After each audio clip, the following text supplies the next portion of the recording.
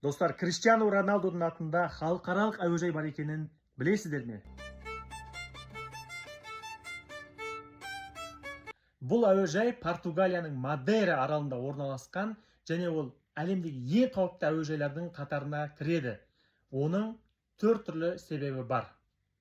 Әуежайдың бір бетінде биік таулар орналасқан болса, екінші бетінде Атлант мұхиты бар екен. Және де сондай себептермен одан бүйірден соғатын желі аса қатты жоғары екен.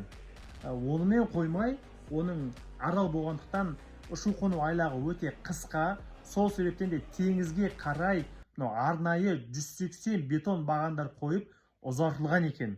Және де сол әуежайдың ұшу-қону айлағының астымен кәдімгідей автокөлік трассасы өтеді екен.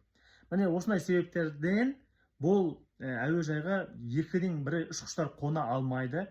Арнайы дайындықтан өткендер ғана қонады, және де олардың өздері көбінесе екінші айналымға кетіп қала береді екен. Криштиану Роналду 1985 жылы осы Мадейра аралында туылғандықтан аты 2017 жылдан бастап соған берілген екен. Ал Мессидің атында не бар?